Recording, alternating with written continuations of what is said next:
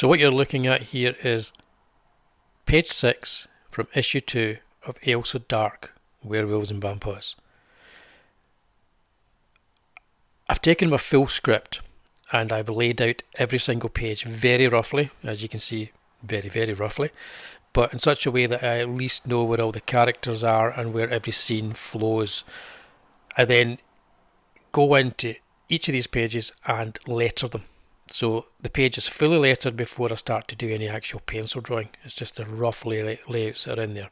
So as you can see, I create a layer over my rough layouts and then I start doing very rough pencils. And then I create a new layer over that, and in that layer I start to ink. So rough pencils and an ink layer. So what you're looking at here is me just working out the rough pencils, getting things so I'm happy with them, then I turn everything off and I create a new layer and I start rendering in ink.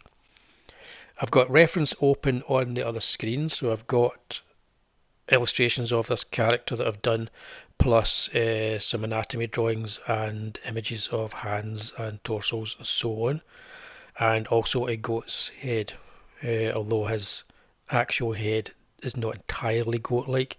I wanted to have a sort of a feel of the traditional drawings and images of Satan with the goat's head and the hooves. This character, it should be said, is not Satan.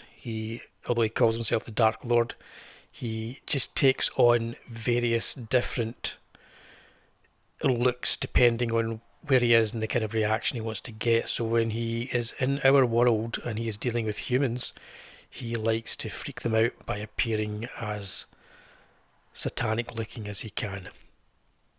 So he looks kind of like the traditional version of Satan, but not quite. I don't use the eraser. I create all the line work just using black and white brushes. So I'll use the X button in Photoshop just to keep jumping between the black and the white. All these layers I'm using, I keep flattening them as I work. They will be put into one folder. That will be a multiply folder, so anything that's white will become transparent. And that way you'll be able to see the colour on a layer underneath once I get the colours done. When I was putting together this page, I wanted it to feel like a page that the artist Massimo Bellardinelli might have put together. He's been a little bit of an influence on the work I've been doing on the second issue of Ailsa Dark, probably because I've been rereading a lot of the old 2000 AD issues that he worked on, where he was originally the artist on Dan Dare and on Slain. So I wanted to have something of a feel of his work and the way that he rendered. Hopefully I'm getting a little bit of that feel in the work I'm doing. Also an artist called David Pugh who worked on Slain. These artists I'm not looking at their work while I'm working, but I'm reading it when I'm not working, I'm looking at it when I'm not working, and I'm trying to take in whatever I feel was good about the work they did and hopefully managing to flavour my work with some of that. So that was the idea behind how I was approaching this particular page and some of the other pages I've been working on.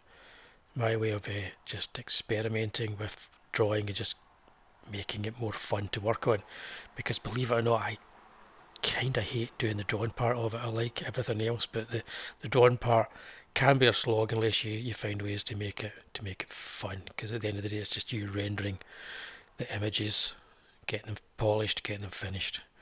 Some people love that. I'd rather be working on the next page and doing something new, coming up with ideas. So this is about 1 hour's worth of drawing, condensed. The reason it's 1 hour is because my 10-year-old Mac only lets me do some video grab of about 1 hour's worth of footage before it gives up the ghost. So we're coming to the end of this little video here. You'll see the full page rendered and then coloured. The colours you see are not completely finished. What I do is I wait until I've coloured an entire sequence, so it'll be about 3 or 4 pages of this entire sequence, and then I'll go in, and once they're all coloured I'll do a little bit of polish on them and make things pop just a little bit more.